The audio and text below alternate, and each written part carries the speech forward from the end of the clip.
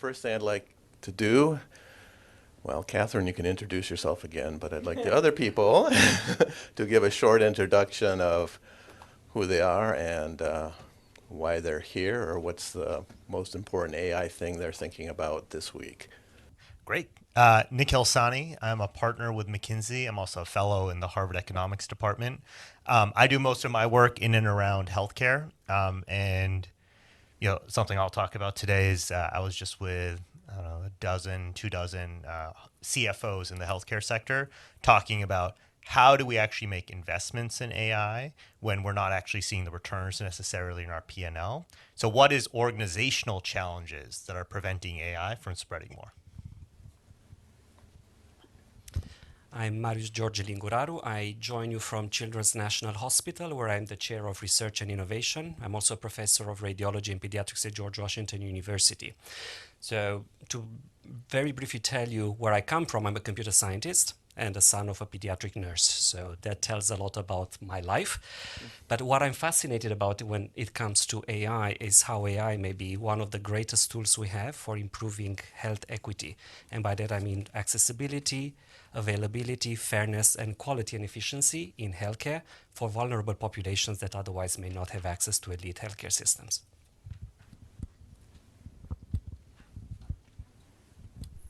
Here we go. Hi, my name is Nawar Shara. I'm the Chief of Research Data Science at MedStar Health Research, and I'm also Associate Professor of Medicine at Georgetown. I'm a co-founder of the AI Collab with Peter at Georgetown MedStar. It's a collaborative AI collab. And it was basically founded to do exactly this, which is bring multidisciplinary teams to talk about AI in healthcare and the impact of AI that's going to have on the landscape entirely on healthcare. My background is applied statistics. I've been a data doctor, if you will, for the last 2 decades or so. I've seen it all in terms of, data missingness, data lack of, transparency, data representation, and so forth. And I hope that with AI, we can actually tackle some of these issues and make it more accessible and, reach to something that we all aspire to reach, which is health equity for all. Thank you. Would you like to say something? All right. Well, I should just say so. You might be like, why does she never leave the stage? And the reason, the reason I think I'm still here is because I've been thinking, really from the privacy perspective, about digital health transformation. And some of my earlier work was actually incredibly optimistic in saying that digital data, when we actually have it, can really transform equity in health outcomes. One of my most famous papers on this topic was showing that when you look at pregnancies, high-risk pregnancies, actually having digital data available to doctors led to far better maternal and infant outcomes for those who were lower income, those who didn't speak English. And so I've got a lot of optimism, but I can't wait to hear what everyone else has to say. Okay, well, we can start that right now because I'd like you all to say there is optimism actually about AI in healthcare. So I'd like you to mention, what do you think is the most important near-term benefits? Where can it really make a difference, and what do you see as an initial easy win? Who wants to go first? I'm happy to go first. So, we recently tried to quantify what could the impact of AI, and we were just looking at ML and NLP. We're doing an update to add in Gen AI, just given how important it's become recently. Could be on the total U.S. healthcare system, and we spend about $4 trillion in this country on healthcare. We found $200 to $360 billion of net savings, meaning true net savings. Call it 1x one-time cost to do so. And as we were thinking about those dollars and what is preventing it, 2 interesting things came to in discussing that. One, I've never heard a CFO told me you probably underclubbed the amount. So our methodology with David Cutler at Harvard was we're only going to account for use cases we're actually seeing in practice in actual institutions. And they said, we aren't fully there yet, so you're actually probably underclubbing how much the impact could be in healthcare. The second thing to your question, where are they first deploying? We are finding much more on the administrative side than the clinical side, and I'm sure we'll talk about that in a second, where there is more nervousness on the clinical side because it affects lives, because it can affect care delivery. So a lot more on the administrative side, a lot more on existing processes versus new processes. So taking an old process and updating it with AI to then capture labor productivity savings, which is the majority of costs in healthcare, at least in this country. And the last thing I might just add, and then I'll hand it to my colleagues, is those use cases in administrative are more in the pilot and scaling. They're not fully mature yet. Where we're seeing clinical use cases are more in development and piloting. So where are we on the journey? I think we're still many years away, but that's just if we look at hospitals, private payers, and so on, what we're seeing out there. So what I would say is that we pride ourselves that we have great healthcare. But when, in fact, you look at our outcomes, we don't fare as well as other countries. And so working in the healthcare organization such as MedStar, which is far-reaching in this area, we're the largest healthcare provider in the northeastern part of the country, and talking to clinicians and frontline healthcare workers, we know that doctors' burnout is a huge issue. We know that patients' satisfaction is dwindling. We have lots of problems that we can tackle with AI. And so, for example, knowing that maternal health, as Catherine just mentioned, we fare really poorly compared to other countries. In the U.S., we have 20 deaths per 100,000 live births. And in DC alone, it's 87 deaths per 100,000 live births. That's in the US. And so we leveraged ML in our system, and we identified mothers on average 52 days before the onset of cardiovascular risk, before something like preeclampsia or heart failure and so forth. And so we were not able to do these things before these innovative and systems coupled with computing power. And so there are lots of low-hanging fruits that we can tackle, knowing and working in this system these many years. And we are actually leveraging these tools to tackle some of these problems. I'll continue there, being on the optimistic side. But Peter, let me know if we need a devil's advocate, because I can bring a lot of negative things about AI as well. But I think staying on the optimism, 79% of Americans prefer to use technology in dealing with their healthcare system. And that is really important because it opens opportunities for AI. We are on the age where large language models are almost a revolution within a revolution, and we see this as an opportunity as well to use it even further.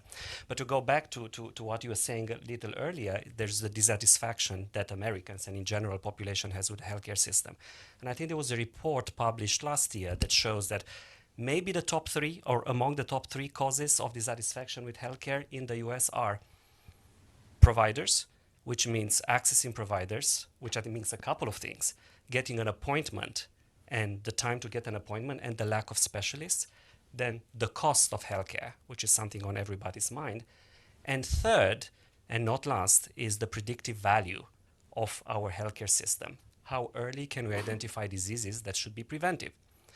And I think AI can help in all of this. Going back to large language models, that makes appointment easier, that shortens the time to an appointment, that can make triages faster.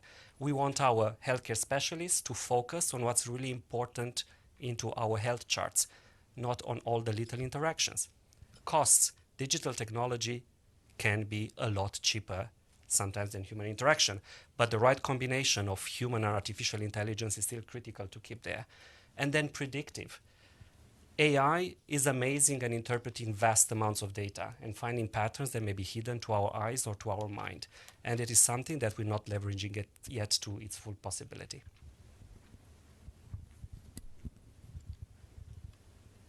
Right. So the one thing I think everyone who's spoken before has done a really good job of saying, look, there's two sides where AI is going to transform healthcare. One is administrative, one is clinical.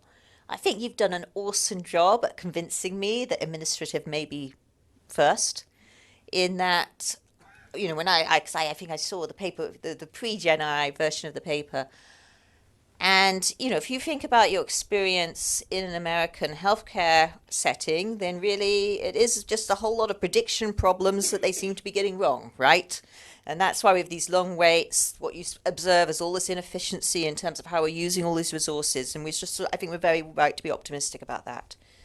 I think my only cautionary note is if we go back to sort of the first digital transformation in healthcare, which would be digital medical records, that took an awful long time to implement, simply because you had to have so much systems change in how you actually worked as a healthcare system that it was somewhat, the measured benefits took a lot longer to come.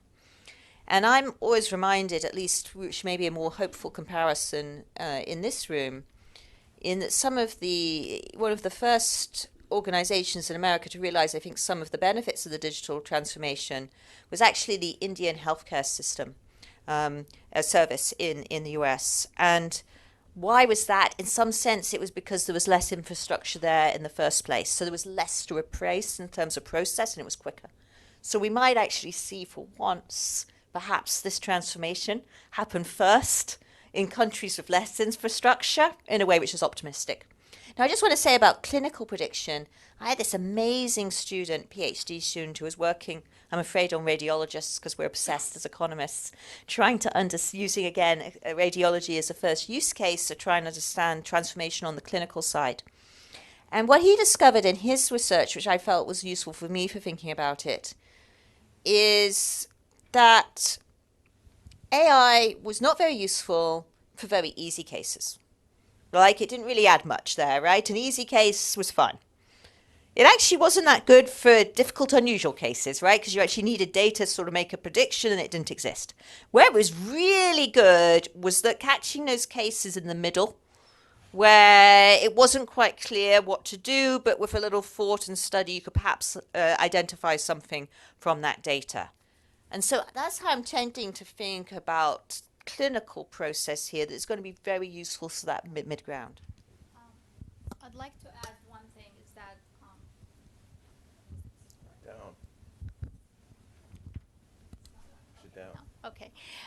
So because I live in data day and night, it's easy for us to actually see the problem and then look for what is causing that problem. So going back to the dissatisfaction, we know that patients complain, but we don't know exactly what's top mind. And so we leveraged Python many years ago after patient satisfaction was headline, and we looked at we were not able to do what we have done without the technology that we have right now. So 7 years ago, we used Python and NLP and the EdgeCap data that patients, once they exit, they kind of give their negative impact. And almost the majority complained about lack of empathy. And the doctor was focused on their computer. And so that was not the appointment or not hygiene or any of that. It was lack of empathy. And so I think what I like to see now, when you ask what's low-hanging fruit, is to use the technology to remove the machine from our frontline healthcare workers and not incorporate and perpetuate the problem of machine-like care that we are providing these days. And so that would be something I would personally be interested in doing. Could I add two more thoughts?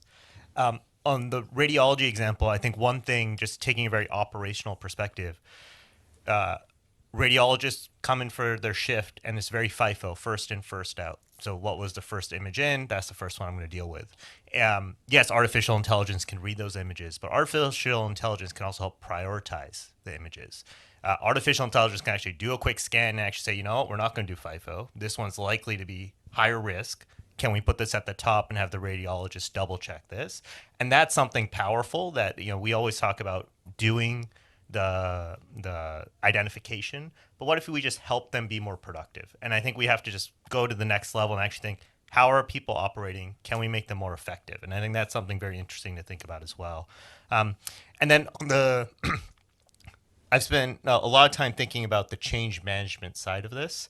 And the one thing I always get caught with EHRs and why I think I'm more optimistic about AI than I was then is if we look at behavioral economics, usually something around 20 to 25% is when we see groups shift their behavior. And if we actually think about who was really engaged with EHRs, and you all know this, like providers, and there's a lot of provider burnout due to it. But if you think about the average provider, their career in the US is about 40 to 50 years. So if you actually play out when we did the High Tech Act, where we are, we're about 10, 15 years later.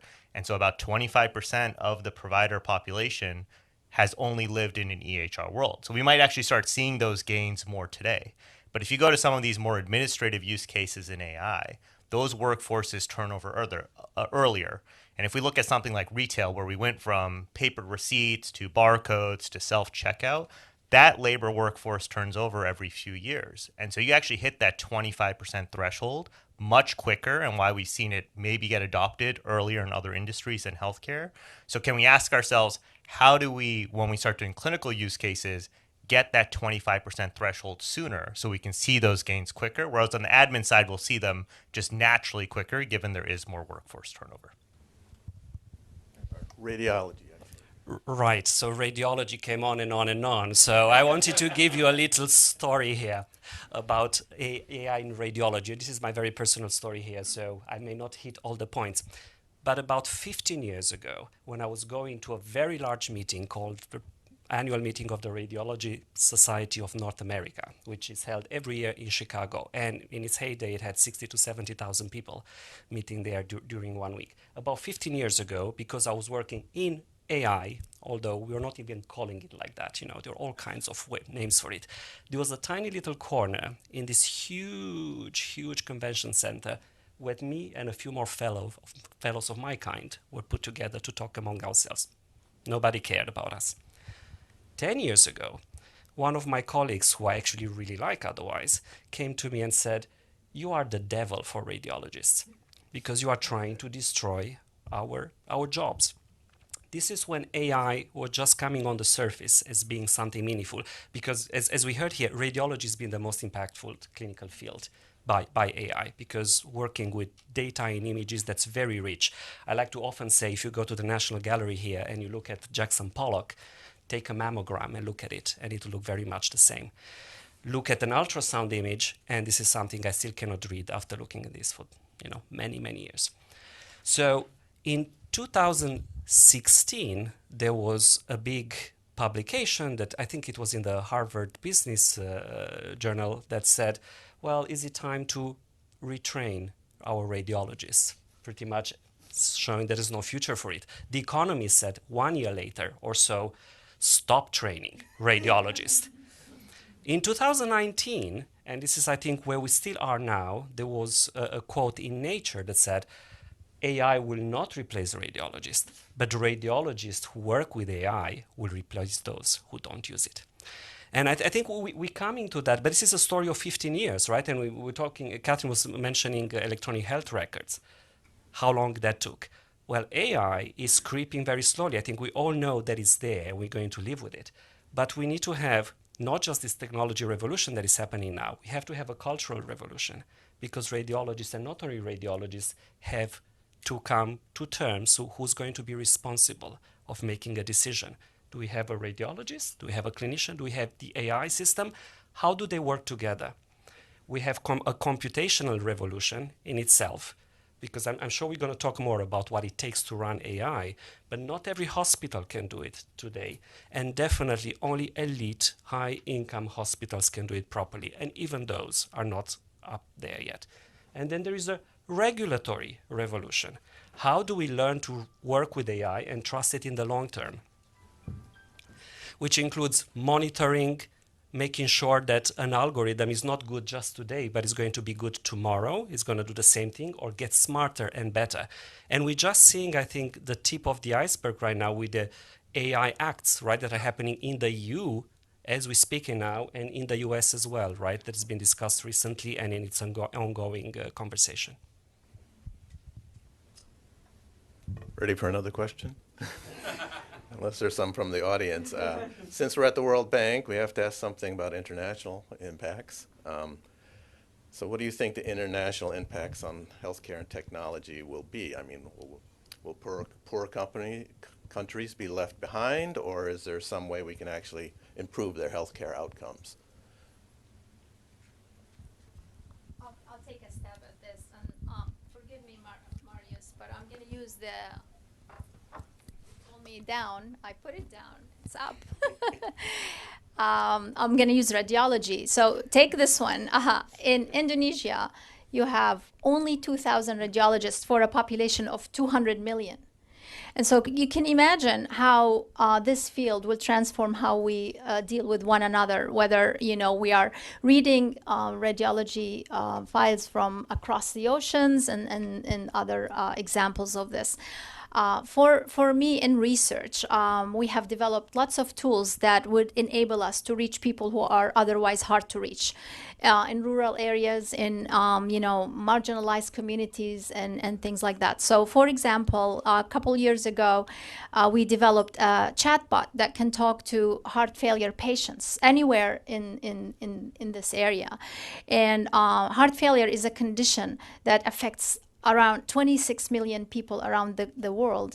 In America itself, it's expected to reach 8 million in 2030. And heart failure can be managed easily by self-care. And if you enable the patients to speak to their doctors through this chatbot, and you don't have to have the doctor on the other end, you just capture the information on a daily basis and project this information for the frontline healthcare workers who are managing large amounts of patients remotely, you can intervene and reallocate scarce resources to where it's needed the most. And so with that, I think with technology will become cheaper. Managing large numbers of patients remotely will be easier with this technology. I think there is a huge opportunity for us to develop these tools.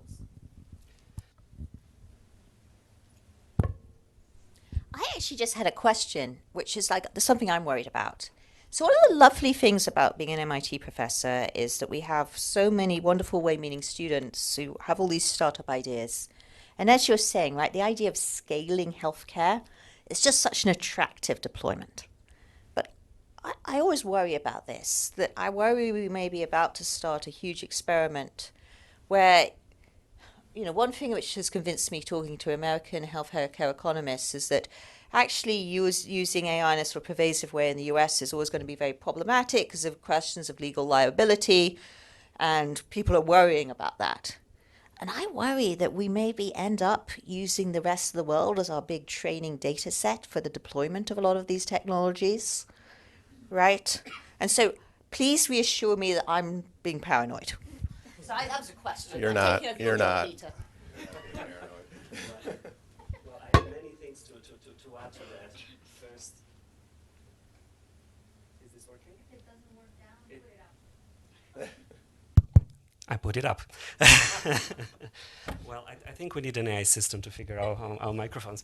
But there are many lessons, right, that the world has taught us that we do tend to use the rest of the world as our training set, and that's not the right way to do it.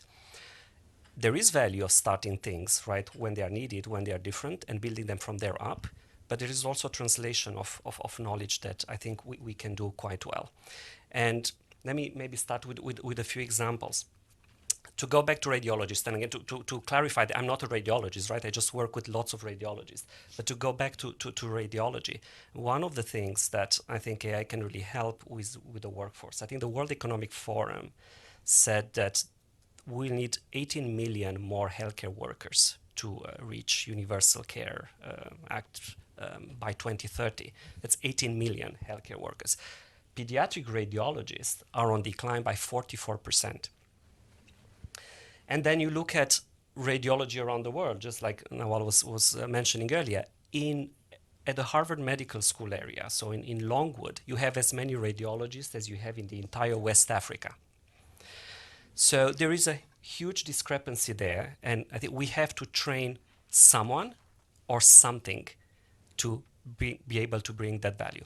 But then what do radiologists do? They read medical images.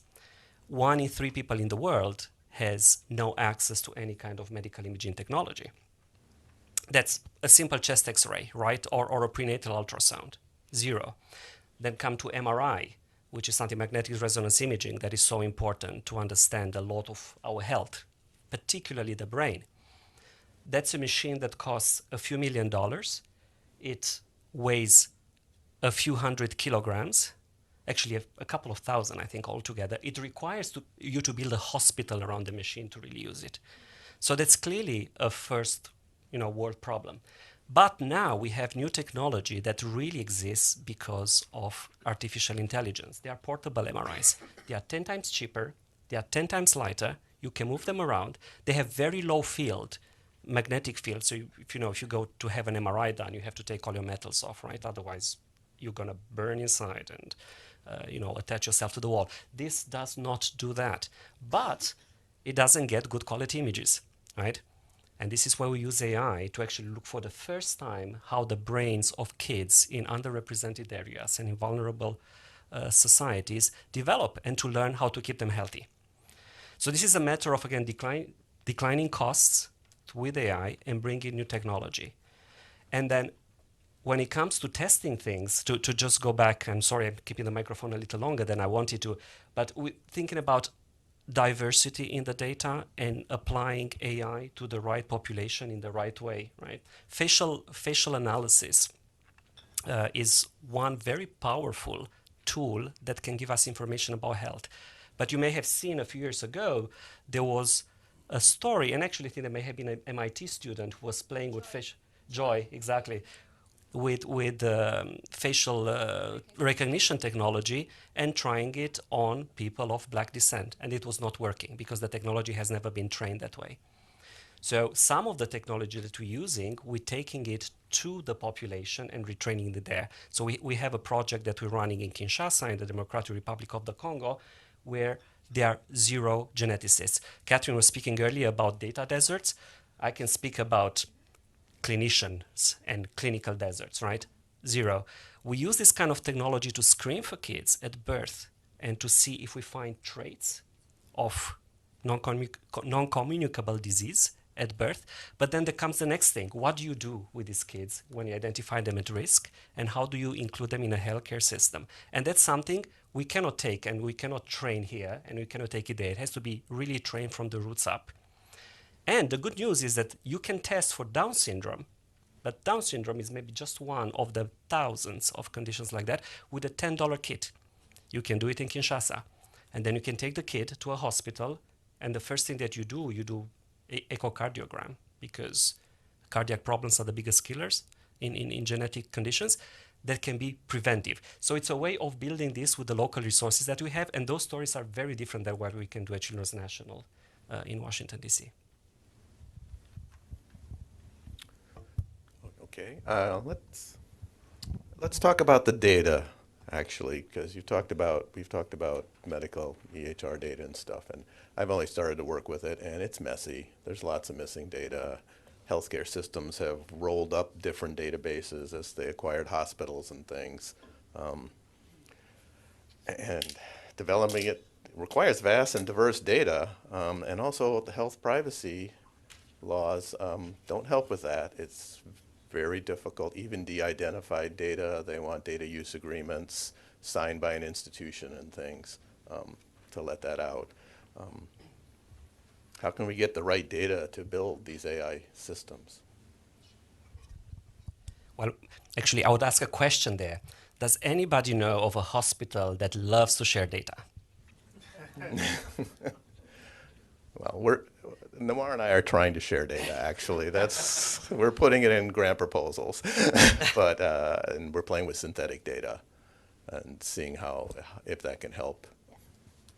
So I've been in this field for almost 20 years. I've managed to navigate lots of obstacles, including the messy different sources of data and so forth. And we are committed to improving the health of our patients. And the only way we can do that if we encourage research. And to encourage research, you have to be in touch with the data. There are no, barriers to doing research if you go through lots of, the regulatory and all of that. And we managed to work very collaboratively collaboratively with the regulatory team and compliance and our lawyers so that we can get this process, ironed out. And so we have thousands of projects where we have shown the value of, what we do, and from there we go into implementation. And we also have a process of how research can be translated into operations and so forth. So it is not easy. I can't say, it's a switch, and especially now with AI and the scale by which AI can translate. We are, at a huge challenge to explain where the data resides, who's accountable, what happens if, I am involved in a radiology project, and one of the analysts asked me, he's a radiologist / analyst, what if I find a cancer that your system missed? In those, that's a question we have not dealt with before. And so we are firsthand experiencing what would be, what accountability looks like in the real world, how to address it, how to put guardrails so that we are not,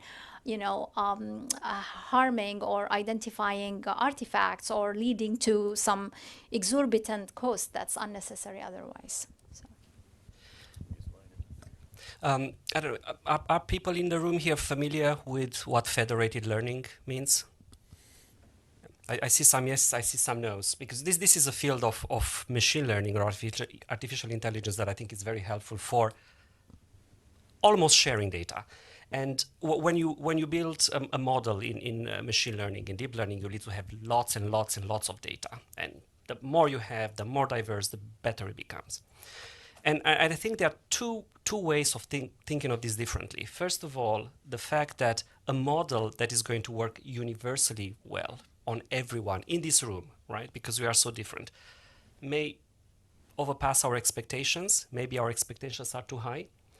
So having models that work well for all of us are much better than one that works for all of us, right? Multiple models. So that means that, we can often train models on data from separate hospitals because populations are different, and get the models to learn what your population looks like. But the other thing is sharing data, as you were saying, can have a lot of hurdles. So what federated learning does, instead of getting data from all these hospitals together into a bucket and training and getting the best model that works like that, it sends the model to travel to different hospitals. And it learns at each location, it extracts some parameters that we think preserve privacy, therefore increase collaboration, reduce bureaucracy, and reduce costs. It doesn't always work perfectly like that either. So we're learning more and more that you have these adversarial attacks because there may be always someone who's trying to extract that information. But we're getting better and better.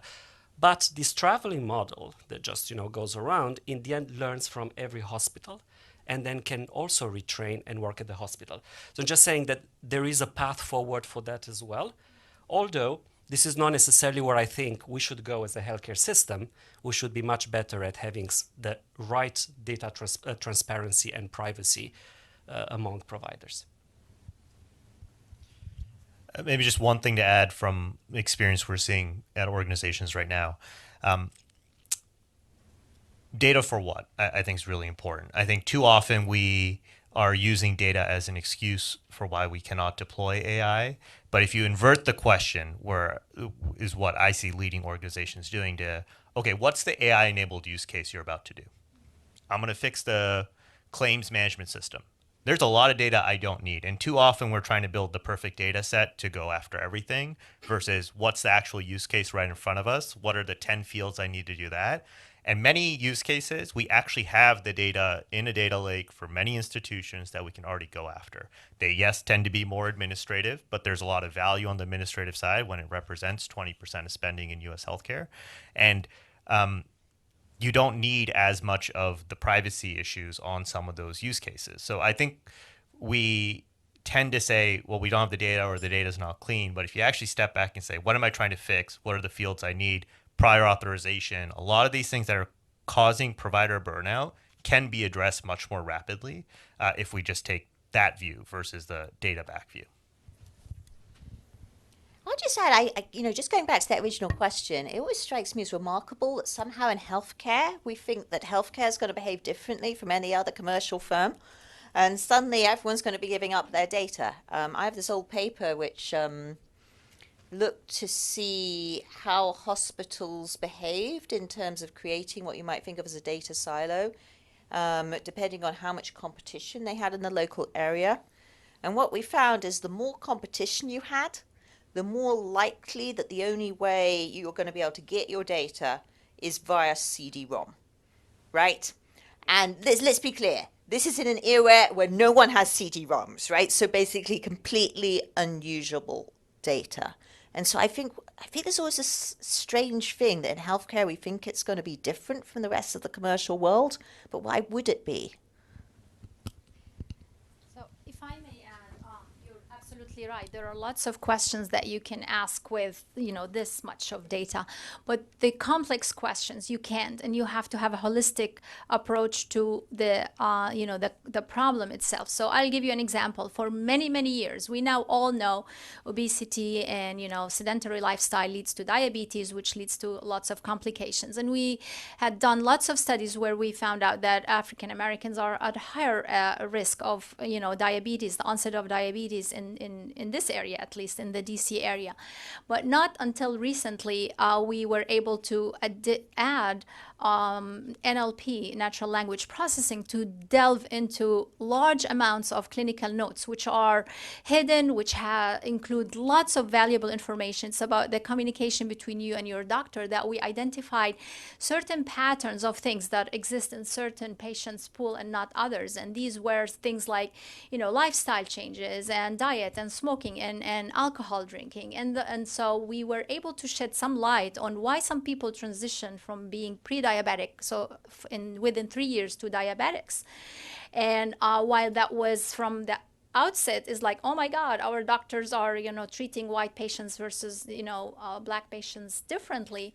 We went back and pulled more data to look at the physicians who were treating these patients and their characteristics. Not until then we were able to identify that within physicians there were no difference. So the same physician treated their patients similarly, whether they were black or white. But across physicians, we found differences, which told us that, socioeconomic and the area where you serve in was basically the determinant factor of how you talk to your patients and how you deal with the patients. Somebody who is living in a desert, food desert, will not be able to eat healthy, even if the doctor tells them you have to eat healthy, you have to eat fruits and vegetables. While if you're in, areas where you're in the middle of DC near Georgetown, you're definitely going to talk about, health style, lifestyle and health and all of these things.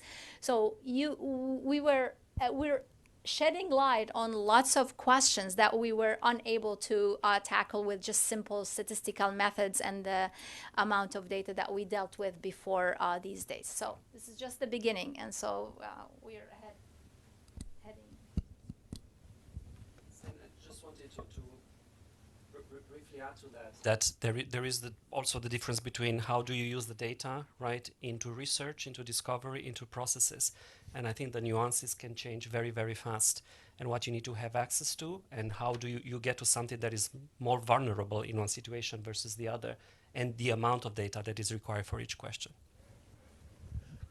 Are there any questions from the audience yet? I mean, I have more questions, but.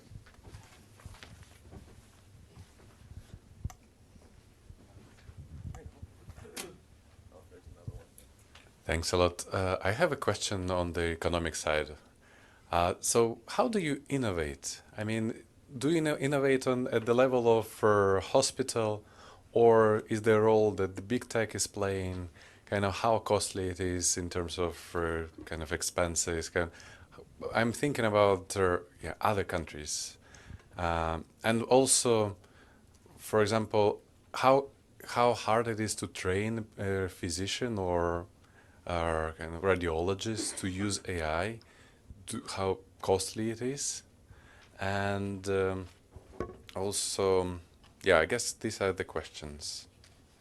Kind of basically, I'm thinking about the expansion of this sector. So potentially, healthcare will be able to provide to become more inclusive, to expand, to provide more services at lower prices, or maybe better services?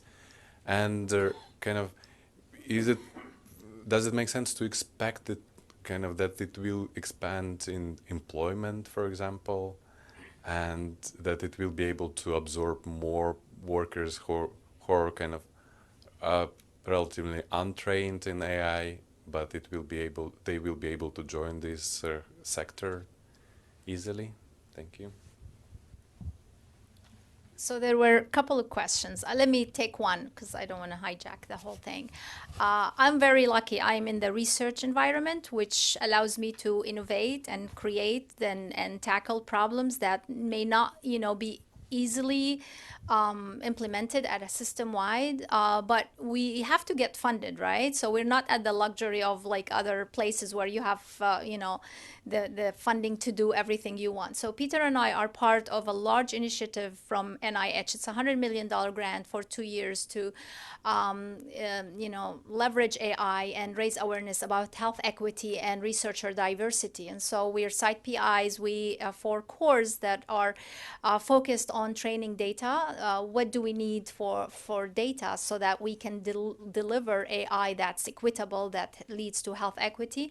And the other one is we provide data. So I work with stakeholders. We are looking into federated access. So the data from MedStar is one of other data sets that are used to train these. So to innovate, and just on the point of innovation, President Biden, a couple weeks ago, signed the executive order on AI, and he referenced Aim Ahead, this project that we're working on, as examples of innovation, where we have the funding and we are creating the projects where we want to engage with our stakeholders, those who are underrepresented in AI, and have them come up with the projects that are meaningful to them, that are in line with the North Stars, which are cardiovascular, cancer, behavioral, mental health, and so forth, and come up with innovative ways to leverage this technology. So that's one. And as a result of this, we are working on lots of innovative projects because they are coming from the communities that are hurt, that are, that think that these are the problems that matter to them. And so when you're passionate and you're working with the right team, I think lots of good things happen. So that's as I don't know if you consider that innovative.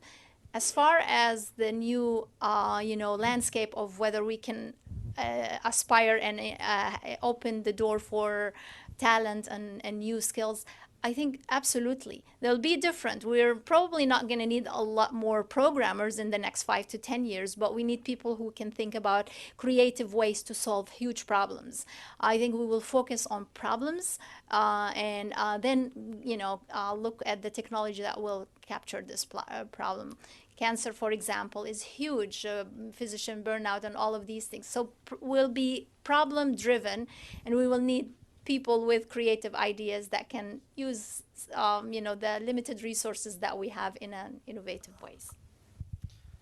I can at least speak to the U.S. healthcare industry. I think industry is mimicking a lot of the things that we're talking about. So in the next few years, we project that the profitability of a sector we call the healthcare system services and technology sector, vendors that provide this, will be as profitable in aggregate as the entire payer sector, all of insurance in U.S. healthcare.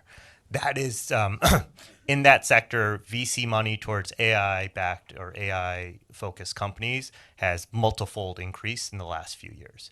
Now, those vendors, to the point about federated, focus on one process, and they want to do that process really well. So instead of trying to use AI to tackle everything, there are companies that literally I know do just oncology, radiology, imaging, and then go and train that algorithm in multiple places, or claims management, or like they take one process. And now you ask yourselves, all right, who are the organizations? I think private payers have become much more interested in outsourcing those versus trying to build them in-house, which was the last phase. Similar hospitals are kind of on that cusp. A lot of them had these big EHR things where they brought inside. I think they're realizing the value of that vendor ecosystem as well. There'll be a lot that has to be sorted out between pricing and profitability and those types of things. But for many of the research things we're talking about, federated learning, those types of things, we are seeing the market move that way. And it's really important for those vendors to acknowledge that they're trying to provide 100% solution. That's also very important. I'm not just going to provide you the AI algorithm.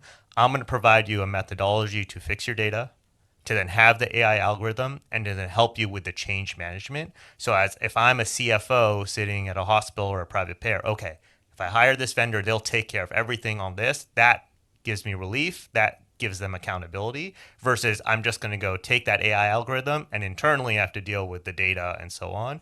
So to your point about employment, the employment model shift. Where the resource allocation happens is also shifting. Where do we need those bodies? Where do we need those AI focused folks versus where do we need people who can implement? And that's something else we're seeing happen throughout the industry as well. Well, my wheels have been turning since you asked the question because I was thinking I have so many examples where I'd like to start at, and how do I pick one? And in the meantime, I picked one. And that's rheumatic heart disease. And I picked that because this is a neglected disease that it's impacting particularly kids in areas with low resources and low access to healthcare. Just to tell you what it is, we probably all had strep throat as a kid, right? And you take your penicillin, that fixes it, and you're good. In the United States, there were young men volunteering to go to war in the middle, or first half of last century. And when they were going to the health checkup, they were discovered to have cardiac problems. And this was the effect of untreated strep throat, rheumatic heart disease.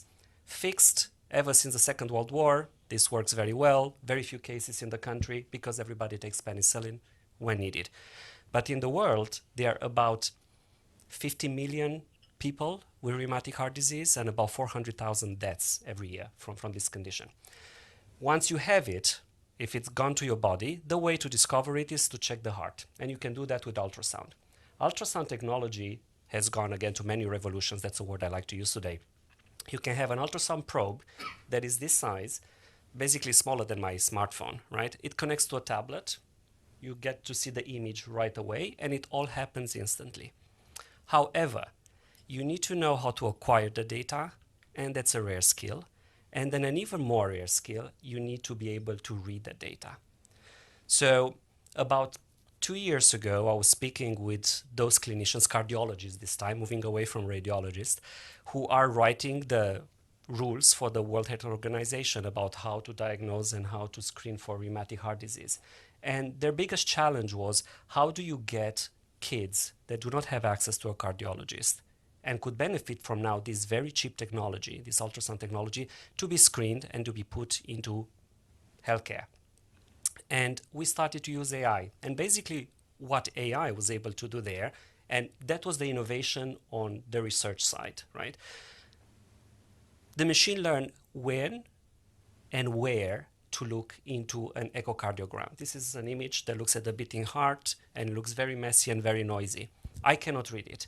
But the machine learned how to focus on the systole and to look at the mitral regurgitation, now to get into what basically the diagnosis means.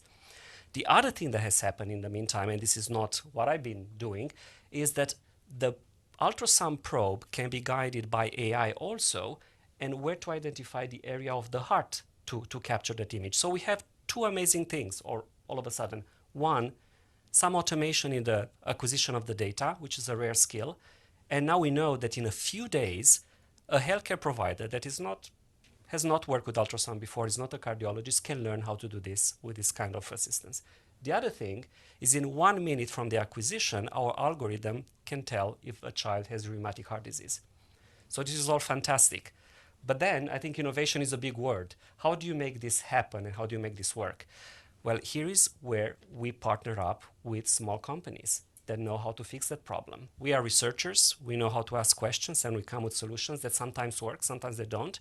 But to make this happen at the side of a child, where the child is seen, you need someone else to take it from there. So basically, is this private-public partnership, right, that is really important, and we have to work together hand in hand. And with this, we're starting in February. We're going to screen 200,000 children in Uganda for rheumatic heart disease. And we're going to do all of this with the help of this technology. And again, then we'll have to see how well it works and how this can change things. But giving an opportunity to a child to get treatment with penicillin at the time of identifying rheumatic heart disease is a lifesaver. I'd like to say something. What's given me hope on the international front of this is these large language models that are all the rage now, and we're using ChatGPT, we're using it for other research and things. They're going to get smaller. They are getting smaller. I just, for the colleague Friday in the UK, gave a presentation to us, and they're building models on their laptop. There's open source code, and these can be fit for purpose. So you could maybe put a model on that iPad and stuff to diagnose those images. It's quite encouraging. They don't score as high as the big multi-million-dollar models and stuff, but those suck up everything. You can train your own model with your own data. Some guy online took all his chat records and made a chat bot of himself. It was very interesting, and it worked fairly well, except when it told him to answer one question by asking the author. I mean, this model that I was talking about runs on a laptop, runs in 1 minute over there. We also have a language model on an iPhone that we use in Kenya to teach young adults about the risk of non-communicable disease. Simple things that we're doing now runs on a phone. So we were already very fast moving in that direction. But what I think also maybe you bring up with this thing is what's happening now when you're training these large models. And that's a level of inequity in general and very often of concern of what's going to happen to all of us in the future. When you look at all these data centers and data running centers that are being built everywhere.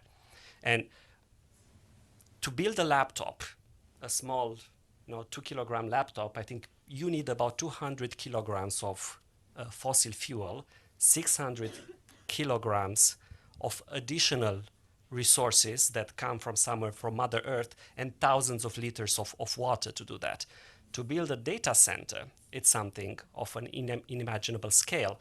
And what Peter, I think, was just saying earlier, the importance of making models small and running them with low resources is unbelievably important, because we're going to run out of resources. That's one thing. Secondly, I was in London a few days ago, and I was at a function, and I remember I was told that, well, everything is vegetarian because our institution only allows vegetarian food to save some of the energy and resources, right, that are polluting our planet. But when we run probably the program that chooses the vegetarian meal, we're burning much more than what we're saving through that, right? So we have to be very cognizant about what kind of resources and what level of inequity exists in computational power around the world. How are we for time? 5 minutes. Any other questions from the audience? Oh, there's several. Thank you.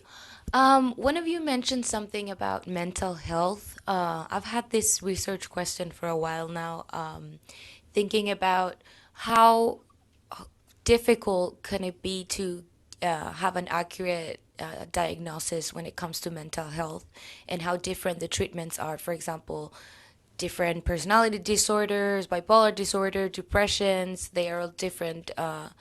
They need different treatments, but sometimes those kinds of diagnoses are confusing and it can take time to get to an accurate one. So I was wondering, how do you see it, like AI helping this part of the health issue, which a lot of the times is more silent, but it's very important?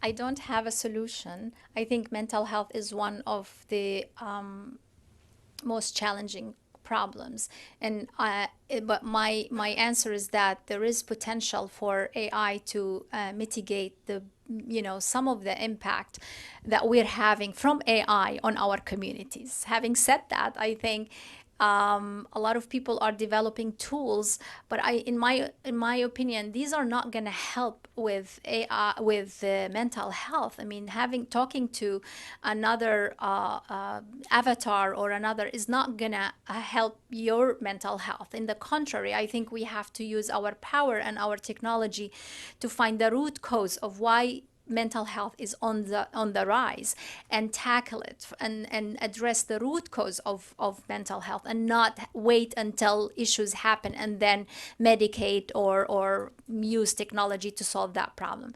So it's a bigger topic. I am very interested in it. I'm doing a lot of research on this area to see how can AI mitigate lots of things like loneliness, like depression, stress, especially in adolescents. As an adolescent, you should not be suffering from this in a country that thrives, that's providing and telling the world how to live. But yet we have huge mental health issue in this country and in other places, maybe not as much, and maybe the etiology of mental health in the US is different than in other places, and it's probably due to lots of other facts. So I'm not a clinician, I'm a PhD, but I talk to a lot of clinicians who are and they kind of agree of that we have to look at the root cause and not medicate when it happens.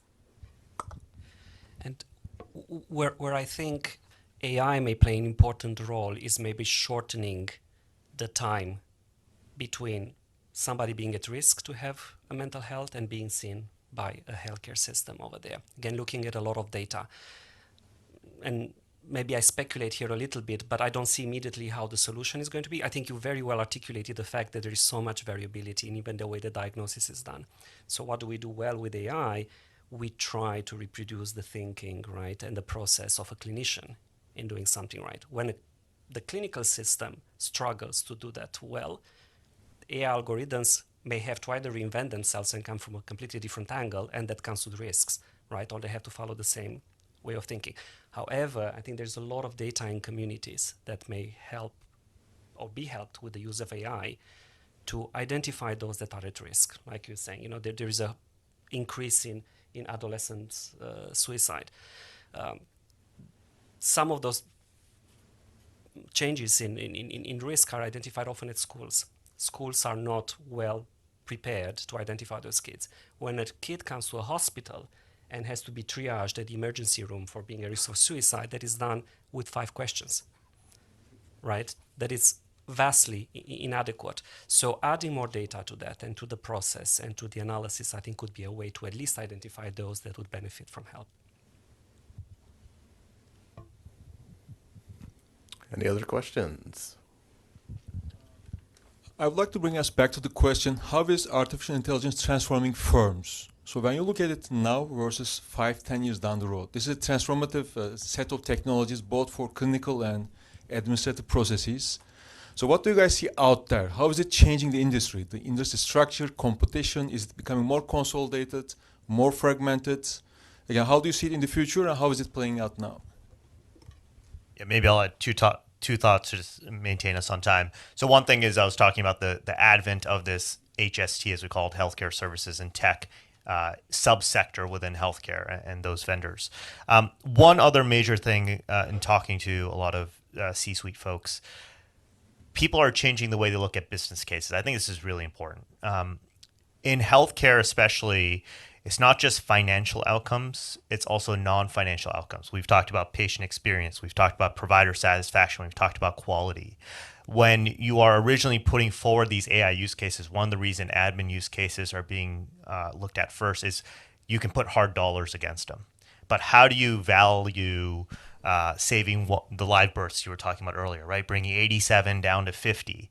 That is, sometimes those things are hard to quantify into these business cases. So that's issue number one that we're seeing with firms, is getting them to think not just financial, we call it total mission value, your financial factors and your non-financial factors.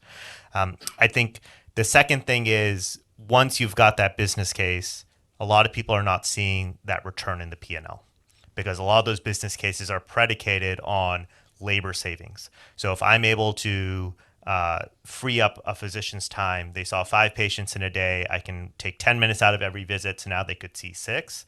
Is the physician actually seeing that 6th patient, or are they saving that mental time to prevent burnout for themselves. How do you value that in the P&L? We know we need more labor in healthcare. So even though the business case might say I'm going to free up this number of FTEs, people are not firing those folks, and they shouldn't. We need that labor in healthcare. So the P&L might not show the same results that the business case is suggesting.